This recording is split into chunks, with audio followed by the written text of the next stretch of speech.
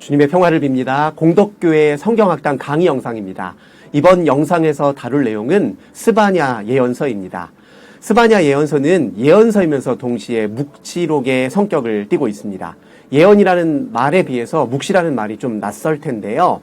이 묵시라는 말은 사전적으로 정의하자면 하나님의 감추어진 뜻과 계획을 드러내 보이다라는 뜻입니다. 그렇다면 계시와는 어떻게 다를까요? 계시도 역시 사전적으로 정의하자면 하나님의 뜻과 섭리와 지혜가 드러나 보이다라는 뜻입니다. 그런데 계시는 묵시보다 더 큰 범주의 개념입니다. 묵시도 계시의 일종이라고 말할 수 있죠. 하지만 묵시는 그 내용상 몇 가지 중요한 특징을 수반하고 있습니다. 우선 묵시는 최후의 심판, 그리고 본질적이고 궁극적인 변화에 대한 전망을 담고 있습니다. 오늘날의 언어로 표현하자면 부분적인 개혁 또는 혁신을 넘어서서 전방위적인 혁명과 관련되어 있는 것이 묵시입니다. 전방위적 혁명 과정이라는 건 낡고 부패한 것을 그 뿌리로부터 잘라내고 전적으로 새로운 것을 들여오는 과정을 의미합니다. 예를 들면 묵시하면 생각나는 게 요한계시록이죠. 요한계시록은 최후의 심판, 그리고 그 심판 후에 전개될 새 하늘과 새 땅에 대한 비전을 담고 있습니다. 이때 최후의 심판은 모든 것에 대한 심판이죠. 모든 나라, 모든 열방, 지배자와 피지배자, 역사, 현실과 영적 세계, 법과 제도, 문화와 삶의 방식, 사람과 영적 존재를 가리지 않는 모든 것에 대한 심판입니다. 그러므로 이 심판은 궁극적이고 전적인 변화로 이어집니다. 스바냐 예언서는 이 최후에 해당하는 심판의 날을 여호와의 날로 명기합니다. 묵시는 두 번째로 만유의 왕이신 하나님의 직접 통치를 강조합니다. 최후의 심판과 근본적인 혁신, 변혁은 전적으로 하나님의 현존과 다스리심을 통해서만 완성된다는 게 묵시가 의도하는 바입니다. 이런 맥락에서 스바냐 예언서도 묵시록의 특성을 담고 있다고 할 수 있습니다. 이제 스바냐 예언서 본문으로 한 걸음 더 가까이 다가가 볼까요? 스바냐는 어떤 인물이었을까요? 본문 1장 1절을 봅시다. 아몬의 아들 유다 왕 요시야의 시대에 스바냐에게 임한 여호와의 말씀이라. 스바냐는 히스기야의 현손이요 아마랴의 증손이요 그다랴의 손자요 구시의 아들이었더라.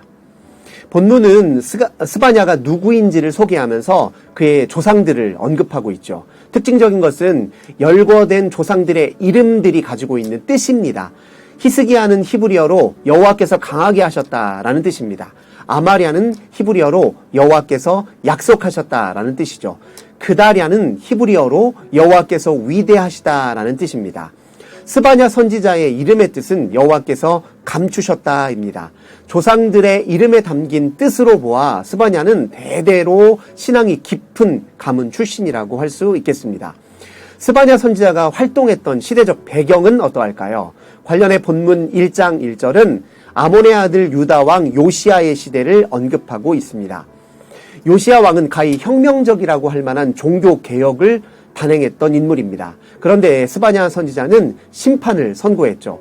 이건 스바냐 선지자가 요시야 왕이 종교 개혁을 일으키기 전에 활동했다는 것을 의미합니다. 어떤 의미에서 보자면 스바냐 선지자의 예언 활동이 요시야 왕의 종교 개혁을 촉발한 배경이라고 말할 수도 있습니다. 조금 더 구체적으로 시대를 특정하자면 스바냐 선지자가 아수르의 수도인 니느웨의 멸망을 예고한다는 점에서 그가 주전 612년 아수르의 멸망 이전에 활동했다라고도 할 수 있습니다. 스바냐 예언서는 크게 보면 여호와의 나라에 임할 심판과 회개의 촉구, 그리고 심판 이후에 있을 구원과 회복에 대한 전망과 노래로 구성되어 있다고 할 수 있습니다. 우선 1장 2절에서 6절은 여호와의 분노의 날에 여호와께서 땅 위의 모든 것을 진멸하실 것이라고 선고하고 있습니다. 1장 3절입니다. 내가 사람과 짐승을 진멸하고 공중의 새와 바다의 고기와 거치게 하는 것과 악인들을 아울러 진멸할 것이라. 내가 사람을 땅 위에서 멸절하리라. 나 여호와의 말이니라. 본문은 노아 시대의 홍수 심판을 떠올립니다. 온 세상을 마치 창조 이전의 때로 돌려놓은 듯한 인상을 주죠. 이건 하나님이 행하실 완전하고 철저한 심판을 상징하는 표현이라고 할 수 있습니다. 본문에서 심판의 대상은 실상 거치게 하는 것과 악인들입니다. 거치게 하는 것, 걸림돌은 우상이라고 할 수 있습니다. 우상이 사람들을 걸려 넘어지게 하고 죄악을 행하게 하니까요. 우상에 걸려 넘어진 자들과 악인들에 해당하는 사람들은 1차적으로 유다와 예루살렘 백성들입니다. 4절을 보십시오. 내가 유다와 예루살렘의 모든 주민들 위에 손을 펴서 남아있는 바알을 그곳에서 멸절하며 그마림이란 이름과 및 그 제사장들을 아울러 멸절하며. 유다와 예루살렘은 여전히 바알 숭배에서 벗어나지 못한 실정이었습니다. 그마림이라는 이방신을 섬기는 제사장이 활보했습니다. 1장 5절에 따르면 하늘의 1월 성신을 섬기는 사람들, 심지어 암몬 자손의 신인 밀곰을 섬기는 사람들도 있었던 것으로 보입니다. 1장 6절은 이렇게 우상 숭배에 사로잡힌 이들을 가리켜 여호와를 배반하고 따르지 아니한 자들, 여호와를 찾지도 아니하고 구하지도 아니한 자들이라고 칭합니다. 한마디로 우상 숭배는 하나님이 아닌 다른 왕을 찾고 그 왕을 주인으로 모시며 의지하는 것이란 의미죠. 하나님보다 힘이 센 제국의 왕, 그 왕을 비호하는 이방신을 더 두려워하고 더 의지하는 것이 우상 숭배입니다. 그러나 세간을 떠들썩하게 하는 힘센 왕, 그런 왕을 찾아 분주하고 요란하게 소리 지르는 행위는 사실 어리석고 무용한 행위입니다. 그래서 1장 7절에서 스바냐는 이렇게 외칩니다. 주 여호와 앞에서 잠잠할지어다. 이는 여호와의 날이 가까웠으므로 여호와께서 희생을 준비하고 그가 청할 자들을 구별하셨음이니라. 온 세상의 통치자요 주관자가 여호와 하나님이시니 그 어리석은 일들을 멈추라는 의미입니다. 곧 하나님의 대대적인 통치 행위가 임할 것이니 그날이 곧 여호와의 날입니다. 여호와의 날, 하나님께서 행하실 일 중 우선은 심판과 재앙을 내리시는 일입니다. 희생을 준비하고 청할 자들을 구별한다는 말은 곧 심판과 재앙을 내리시겠다는 말입니다. 심판의 그 구체적인 대상은 방백들과 왕자들, 이방인의 옷을 입은 자들, 문턱을 뛰어넘어서 포악과 거짓을 자기 주인의 집에 채운 자들입니다. 방백들과 왕자들이라 함은 사회 지도자들을 가리킨다고 할 수 있습니다. 이방인의 옷을 입은 자들은 호화롭고 풍요로운 삶에 취해서 하나님을 망각하고 이방 신앙에 합류한 자들을 가리킨다고 할 수 있습니다. 문턱을 뛰어넘는 자는 블레셋의 우상 숭배 관습을 따르는 자로 해석할 수 있습니다. 블레셋 사람들은 자신들이 섬기는 다곤 신전에 출입할 때 문지방을 밟지 않고 뛰어넘는 그런 규례를 따르고 있었습니다. 그런 점을 감안할 때 문턱을 뛰어넘는 자들은 블레셋 관습을 따르는 자들이다라고 할 수 있습니다. 그런데 이 블레셋의 이방 풍습을 쫓는 사람들은 포악과 거짓으로 자기 주인의 집에 채운 자들로 묘사됩니다. 이건 블레셋의 이방신 숭배의 결과가 포악과 거짓이 가득한 삶임을 암시한다고 말할 수 있습니다. 탐욕의 투사물인 우상을 숭배하는 일은 사회적인 불의, 이웃을 착취하는 불의로 이어질 수 있다는 것입니다. 여호와의 날, 이렇게 하나님께서 크고 강한 재앙으로 유다를 심판하실 때 유다의 반응은 어떠할까요? 1장 10절은 재앙으로 인해 슬피 울며 울부짖게 될 것이다 라고 선언합니다. 억압받고 착취당하던 이들의 신음소리가 재앙의 고통으로 울부짖는 소리로 전환될 것이라는 그런 의미입니다. 1장 11절에서 스바냐 선지자는 장사하던 사람들로 북적이던 시장, 새로 조성된 상업도시, 부가 가득한 지역에 멸망의 울음이 가득하게 될 것이라고 선고합니다. 그러나 심판의 때에도 바알과 하나님을 겸하여 섬기면서 갖가지 탐욕과 폭력과 거짓을 일삼는 삶에 단단하게 굳어져 완고한 사람들도 있었을 것입니다. 그들의 특징은 하나님의 통치와 인격적 관여와 현존을 인정하지 않는 데 있습니다. 1장 12절을 볼까요? 그때에 내가 예루살렘에서 찌꺼기같이 가라앉아서 마음속에 스스로 이르기를 여호와께서는 복도 내리지 아니하시며 화도 내리지 아니하시리라 하는 자를 등불로 두루 찾아 벌하리니. 여기에서 찌꺼기같이 가라앉아서 란 말은 굳은 마음을 가리키는데 그 굳은 마음을 지닌 이들이 내세우는 주장이라는 건 하나님은 복도, 화도 내리지 않는 분이라는 거짓된 신론에 지나지 않았습니다. 복도, 화도 내리지 않는 신은 사실 우상의 특징을 말해주는 것입니다. 하나님은 고난당하는 이들의 신음소리를 들으시는 분이시죠. 그들을 건져주시고 돌보시는 분이십니다. 가난한 자를 억압하고 착취하는 악인들을 심판하시는 분이십니다. 그러나 우상은 본래 죽은 것이니까 모든 일에 묵묵부답일 뿐입니다. 그저 인간의 탐욕만 되비쳐 줄 뿐입니다. 스바냐 선지자는 하나님을 인정하지 않는 완고한 이들을 반드시 심판하실 것이라고 선고합니다. 1장 13절에 의하면 하나님께서는 그들이 의존하는 재물을 빼앗으시고 그들의 안전을 보장하는 집을 무너뜨리실 것이며 그들의 부의 원천인 농사를 망쳐놓을 것이다. 이렇게 이야기합니다. 스바냐 선지자는 1장 14절에서 하나님의 이 심판의 날이 가까우면서도 신속히 임할 것이라고 경고합니다. 얼마나 맹렬하고 강렬한 심판인지 15절에서는 심판의 날을 분노의 날이라고 표현합니다. 그 심판 앞에 감히 저항하거나 그 심판을 모면할 수 있는 세력이 있을까요? 1장 16절에서 17절을 봅시다. 나팔을 불어 경고하며 견고한 성읍들을 치며 높은 망대를 치는 날이로다. 내가 사람들에게 고난을 내려 맹인같이 행하게 하리니 이는 그들이 나 여호와께 범죄하였음이라. 또 그들의 피는 쏟아져서 티끌같이 되며 그들의 살은 분토같이 될지라. 견고한 성읍과 높은 망대는 허물어지지 않을 것 같은 크고 강한 성을 상징하겠죠. 하지만 하나님의 심판의 앞에서는 속수무책으로 무너져 내릴 것이라고 말하고 있습니다.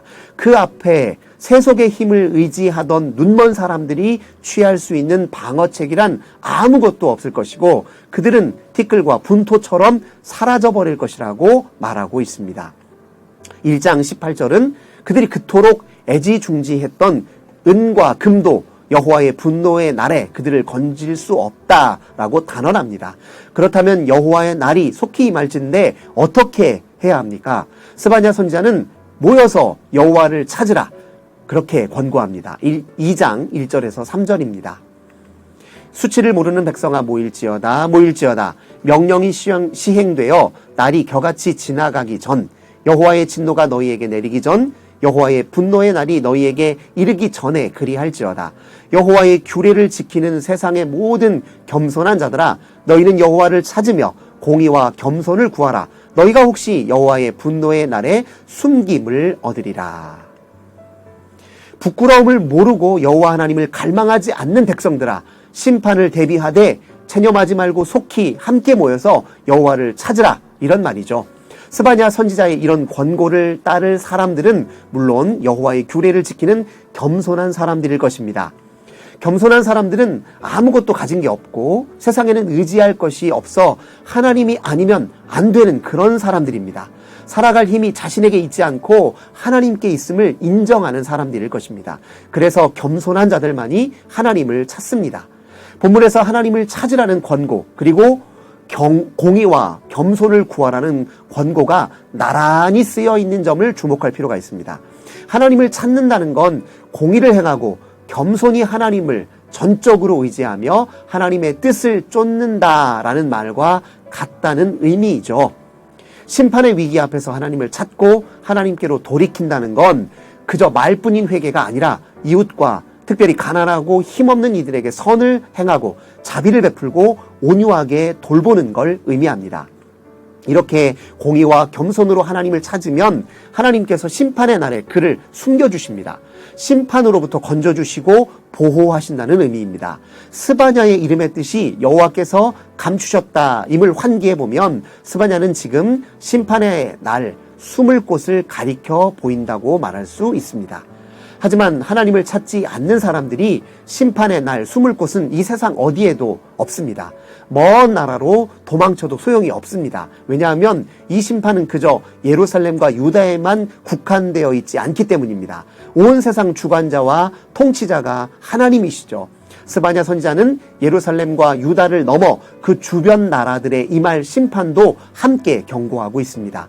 지중해 연안 해상 무역의 중심인 블레셋도 하나님의 심판의 날에 그 모든 북이 영화는 사라지고 뿌리가 뽑히고 쫓겨날 것이라고 경고합니다. 북이 영화가 그들을 지켜주지 못할 것이라 경고합니다. 암몬과 모압은 어떻습니까? 2장 8절에 의하면 그들은 자기 세력과 권세와 부귀를 뽐내며 약소국들을 비웃었습니다.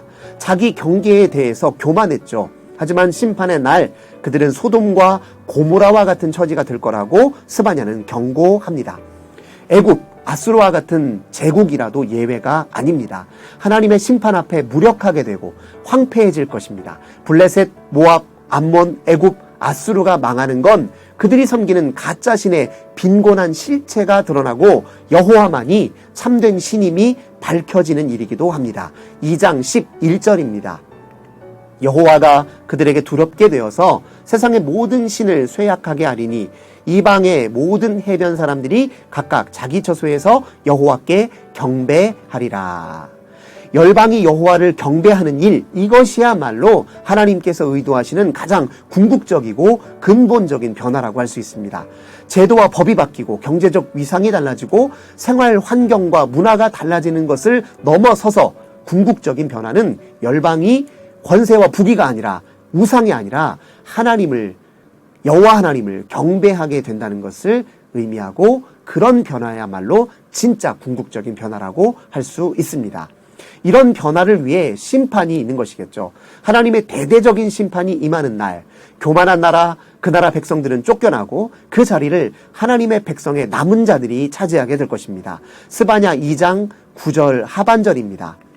내 백성의 남은 자들이 그들을 노략하며 나의 남은 백성이 그것을 기업으로 얻을 것이다.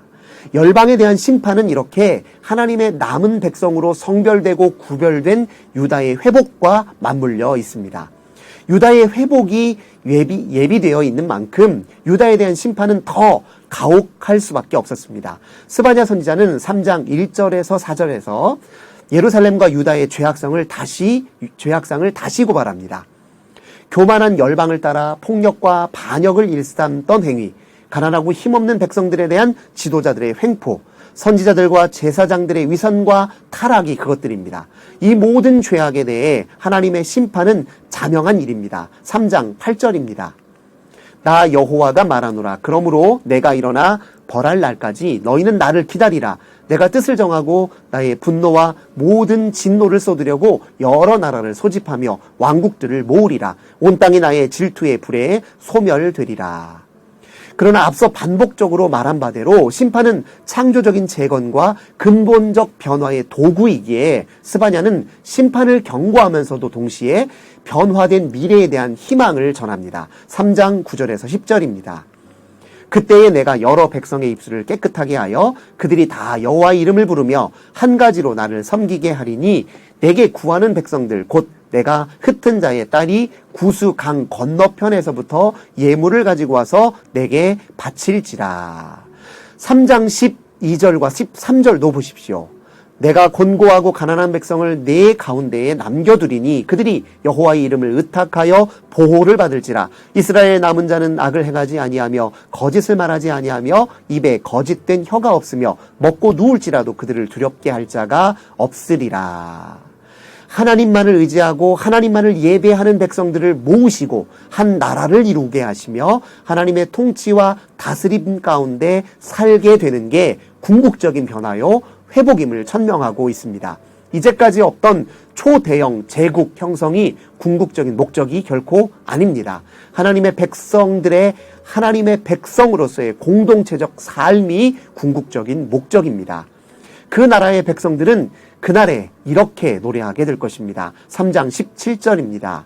너의 하나님 여호와가 너의 가운데에 계시니 그는 구원을 베푸실 전능자이시라. 그가 너로 말미암아 기쁨을 이기지 못하시며 너를 잠잠히 사랑하시며 너로 말미암아 즐거이 부르며 기뻐하시리라 하리라. 하나님께서 존재와 삶의 한 복판에 임재하시고 내주하시니 하나님의 사랑의 시선과 돌봄 속에 머물러 살며 그 하나님의 놀라운 은혜와 사랑을 날마다 찬양할 수 있다면 그것만큼 안전하고 복되고 아름답고 행복한 삶이 있을까요? 우리도 스바냐 선지자의 권고를 따라 함께 이 기쁨과 희망을 노래할 수 있길 진심으로 소망합니다. 스바냐 강의는 여기까지입니다. 경청해 주셔서 감사합니다.